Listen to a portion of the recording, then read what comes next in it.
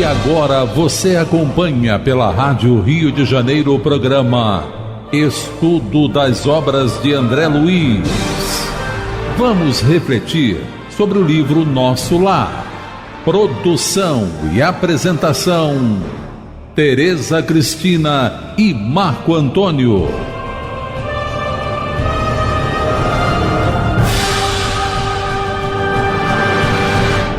Amigos ouvintes da emissora da Fraternidade, Rádio Rio de Janeiro, a emissora que toda a família pode ouvir. Novamente estamos aqui com a permissão de Jesus e dos bons espíritos, que sem eles não aconteceria o trabalho, com certeza. Pela misericórdia deles que estamos aqui, para darmos continuidade ao estudo da vida no mundo espiritual através da obra Nosso Lar.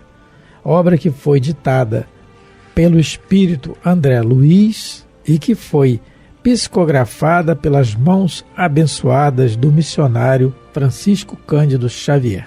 Olá, ouvintes, estamos começando o estudo do capítulo 40, Quem semeia, colherá. No programa passado, nós conversávamos sobre o que o André Luiz nos relata quando ele entra na enfermaria feminina das câmaras de retificação e observa, né, a sua atenção voltada para uma mulher que estava deitada, né, e ele vai descrevendo o estado dessa mulher, que ela estava aparentando uma velhice precoce, que o olhar dela era embaciado, e ele diz que até defeituoso. E aí ele começou a sentir um mal-estar súbito, né? Ele diz que começou a ficar com o coração oprimido, e aí, sem muito esforço, ele localizou essa mulher fazendo parte do seu passado, enquanto encarnado estava. Ele lembrou até o nome dela, Elisa. Não é? E aí a gente comentou no programa passado a questão de um dos lemas do Espiritismo, né, que é o acaso não existe. Existe até algumas frases assim que as pessoas colocam, no carro, né? Colocam no carro, leia Kardec, né? O acaso não existe, ou o acaso não existe, leia Kardec. Porque o Espiritismo vem, através dos bons espíritos, nos alertar sobre que realmente na nossa vida, de encarnados, e agora a gente está vendo e desencarnados também, há todo um planejamento, principalmente para os acontecimentos que vão influenciar na nossa evolução moral.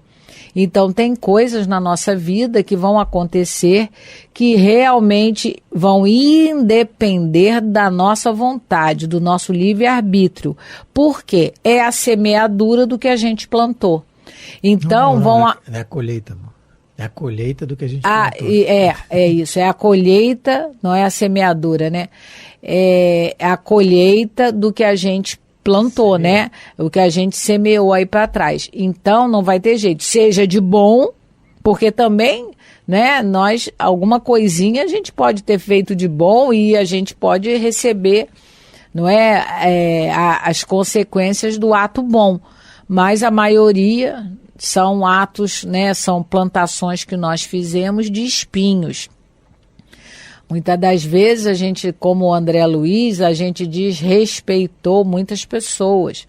E agora é a hora de, colher tudo que a gente plantou no coração do outro. Então, foi isso que a gente conversou no programa passado, né? A gente leu algumas perguntas do Livro dos Espíritos, falando sobre isso. Comentamos que na Revista Espírita de junho de 1866, Allan Kardec vai falar sobre um acontecimento que se deu com o imperador, o czar da Rússia, tem lá um nome difícil, e que ele foi salvo, né? Mas essa aparente salvação já estava programada para acontecer, e aí quem tiver interesse é um assunto interessante. Deixa eu só aproveitar que você falou no programa passado, que eu tinha separado aqui, acabei não falando, Mas já que você falou agora da semeadura e da colheita, no livro Ação e Reação, no capítulo 19, aliás, no capítulo 7, o instrutor Druso ele vai dizer assim, instrutor Druso, que é um instrutor que é um dos mentores aqui do livro Ação e Reação, ele fala assim, da justiça ninguém fugirá, mesmo porque a nossa consciência, em acordando para a santidade da vida, aspira a resgatar dignamente todos os débitos de que se onerou perante a bondade de Deus. Então, à medida que a consciência vai acordando para a realidade da vida, não é? Sobre o que é a vida aqui, o que nós estamos fazendo aqui, qual a finalidade do existir, automaticamente, ele está explicando, a gente aspira a resgatar dignamente. Então, é o que está acontecendo exatamente com o André Luiz. A realidade da vida já está se apresentando para ele de uma maneira clara, né? A finalidade, tudo. Ele está derrubando vários atavismos que ele tinha. E aí, automaticamente, ele aspira a resgatar. O servidor está pronto. E já começa aqui com a Elisa, né? Isso. Já foi o caso com o Silveira, né? A gente já viu capítulos anteriores, aquele que o pai não perdoou a dívida, ele incentivou o pai a não perdoar a dívida e tal. Só que agora é diretamente com ele. Então, vamos lá. Isso. Nós estamos lendo o capítulo 40, estamos no parágrafo 10. Nós já lemos algumas linhas. No meu livro, a gente agora vai começar a ler a partir da 1ª, 2ª, 3ª, 4ª, 5ª, 6ª, 7ª, 8ª linha. Memória inquieta, coração oprimido, em poucos instantes localizei-a no passado. Era Elisa. Então, ele entrou na enfermaria e viu que lembrou até o nome da mulher, não é? Aquela mesma Elisa, agora nós vamos ver a história. Aquela mesma Elisa que conhecera nos tempos de rapaz. Estava modificada pelo sofrimento, mas não podia ter quaisquer dúvidas. Lembrei perfeitamente o dia em que ela, humilde, penetrara em nossa casa, levada por velha amiga de minha mãe, que aceitou as recomendações trazidas, admitindo-a para os serviços domésticos. Então, ele lembrou que ele conheceu a Elisa quando ela se tornou empregada da casa dele, não é? Quando ela começou a trabalhar na casa dele, e ela foi indicação de uma amiga da mãe de André Luiz, e a mãe aceitou as recomendações que vinham com a moça, né, falando da moça, e empregou-a em casa. É assim que começa a história dos dois. Ela trabalhando na casa dele como empregada. Lembrando mais uma vez que ele fala assim, estava modificada pelo sofrimento, ele está vendo a Elisa, e a gente lembra da maleabilidade do perispírito pelo efeito do pensamento do espírito, né? Conturbado, o que acontece realmente no mundo espiritual, na vida real, o que não acontece muitas vezes aqui. Vez por outra a gente vê um caso de suicídio de uma pessoa que aparentemente estava sorrindo, estava bem, aparentemente, mas por dentro não estava, né? Então, às vezes, a fisionomia, assim, o aspecto da pessoa não diz o que ela realmente está passando internamente, que é a realidade do espírito, né? A gente observa muito isso hoje em dia, né? Como o índice de suicídio tem chegado a níveis alarmantes. Mas no mundo espiritual isso não acontece. Isso não acontece, Todo mundo mostra o que é, o que pensa, o que sente. Isso fica estampado para todo mundo ver. E aí ele continua a história dele com a Elisa. A princípio, o ritmo comum, nada de extraordinário. Depois, a intimidade excessiva de quem abusa da faculdade de mandar e da condição de servir alguém. Então, ele não teve respeito por ela porque ele achava que era o patrão. E ele podia fazer o que bem lhe aprovesse, não é?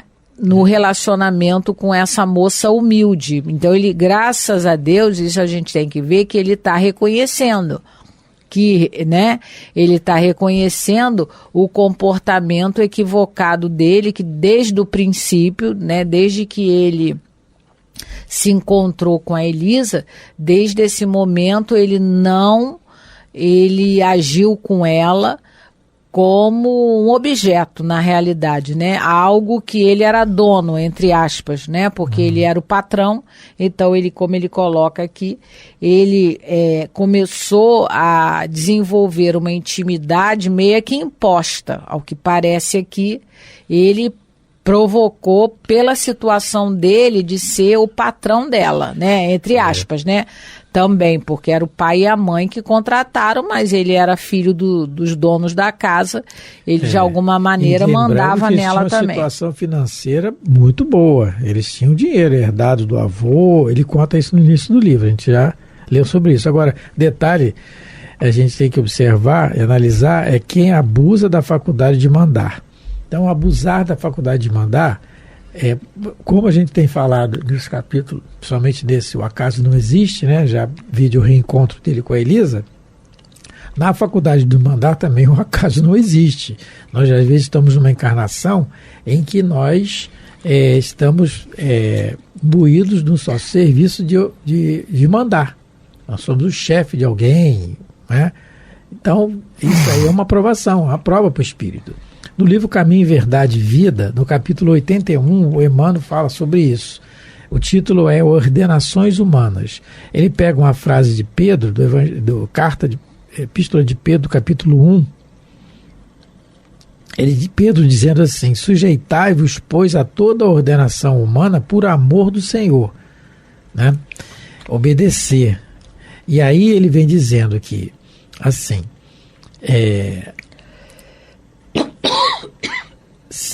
fala assim: certos temperamentos impulsivos, aproximando-se das lições do Cristo, presumem no Evangelho um tratado de princípios destruidores da ordem existente no mundo.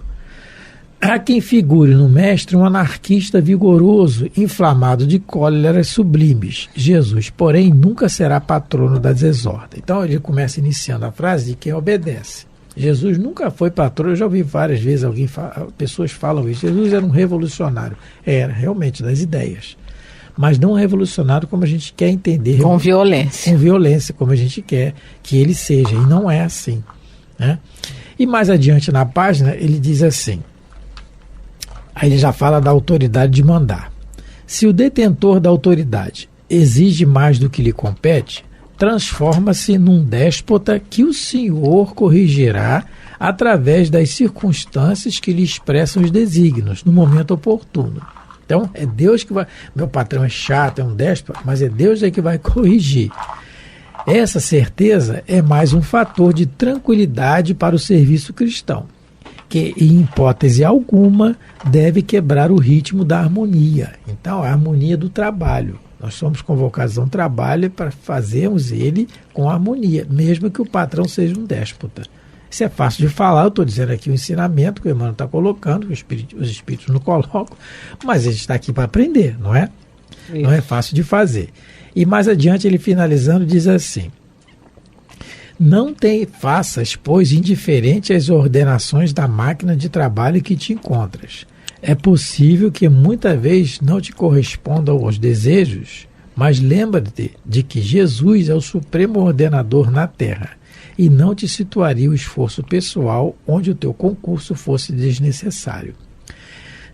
Tens algo de sagrado a fazer onde respiras no dia de hoje. Com expressões de revolta, tua atividade será negativa. Recorda-te de semelhante verdade e submete-te às ordenações humanas por amor ao Senhor divino. Então, a ordenação humana, ele diz aqui que é para a gente se sujeitar à ordenação. Que no caso que nós estamos lendo aqui da Elisa e com o André Luiz se encaixa aqui no ensinamento de que o Senhor corrigirá ao detentor da autoridade que se transformou num déspota. Que a gente pode dizer que é o caso do André Luiz aqui, que abusou do sentido de mandar. E no caso da Elisa, ela não conseguiu,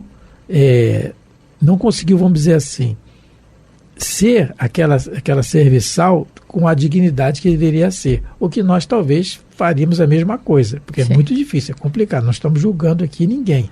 Nós estamos analisando o caso de mandar e ser mandado. Não é? Bom, então continuando. Elisa pareceu-me bastante leviana. E quando a sós comigo, comentava sem escrúpulos certas aventuras de sua mocidade, agravando com isso a irreflexão de nossos pensamentos. Aí quando eu li esse trechinho aqui, que ele fala sobre que ela, quando ela falava das aventuras da mocidade dela, né, do começo lá da mocidade dela, isso piorava a situação dos dois, né, agravava. A irreflexão dos pensamentos. Aí eu lembrei, né, do quanto os nossos pensamentos e as nossas palavras podem incentivar as pessoas ou para o bem ou para o mal. Tem um livro do Dr. André Luiz, que é o livro Sexo e Destino. Eu não lembro qual é o capítulo, mas tem um capítulo em que o Pedro Neves, que é o sogro lá, que é o pai da dona, acho que é Heloísa, né? Dona Beatriz, que é o pai da dona Beatriz, ele vai mostrar, ele está tentando mostrar ao André Luiz o quanto o genro dele, casado com a dona Beatriz, é uma pessoa de má índole, de mau comportamento. E mostra para o André Luiz que o genro está traindo a filha dele, que está com câncer, está doente, está em fase terminal, está traindo com a secretária.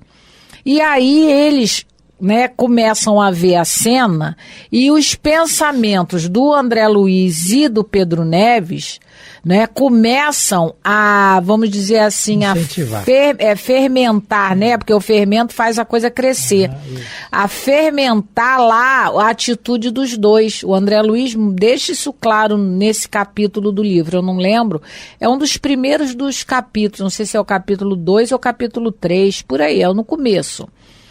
E aí o André Luiz mostra que o pensamento dele com o Pedro Neves, vendo aquela situação, né, de relacionamento íntimo, eles começaram, vamos dizer assim, a pensar nisso também e fermentaram, né, a atitude dos dois. A coisa começou a ir num crescente até que o instrutor, que é o Félix, aparece. E aí ele fala assim, e aí o instrutor apareceu e, né, como dizer assim, todo mundo se recolheu lá na sua insignificância e pararam de pensar bobagem. É o que o André Luiz está dizendo aqui, que dependendo da conversação, do estímulo que é dado através da palavra, pode nos influenciar para o mal ou para o bem. No caso em pauta aqui que nós estamos estudando, a Elisa, né, de alguma maneira, ela fazia com que as atitudes dos dois ficassem mais agravadas por conta do que ela contava para ele, das histórias, né, como ela falava aqui, que ela comentava sem escrúpulos as aventuras da mocidade. Imagine o que ela não estava falando para ele. E isso ainda piorava a situação. Não é? Aí mesmo é que eles né, tinham atitudes mais desequilibrantes, vamos dizer assim, na área da sexualidade, porque, lógico, o André Luiz aqui, através de Chico Xavier, ele não está explicitando, mas a gente sabe que o que aconteceu aqui foi um relacionamento afetivo, muito íntimo, né? Um relacionamento que chegou a uma intimidade excessiva, que não deveria ter acontecido, né? E a gente vai ver aqui que ele vai falar, né, que ele foi alertado para isso. Então, continuando a leitura. Recordei o dia em que minha genitora me chamou a conselhos justos. Era razoável que dispensássemos à serva generosidade afetuosa, mas convinha pautar nossas relações com sadio critério. Então a mãe do André Luiz chamou ele e falou: olha, meu filho, a gente tem que tratar bem os serviçais da nossa casa, as pessoas que nos ajudam nas tarefas domésticas, que cuidam, né, das nossas tarefas domésticas, mas, né, não fica bem uma intimidade maior. Aí ela tentou, aí ele está lembrando que ele foi avisado pela mãe, para que ele, porque lógico, a mãe dele, um espírito já algo mais maduro emocionalmente, ela percebeu que algo estranho estava acontecendo. Então ela tentou alertá-lo do perigo que poderia acontecer dessa intimidade excessiva. Não é para tratar mal, mas ela estava percebendo que ele tinha uma intimidade excessiva com a Elisa, com a serviçal da casa, né?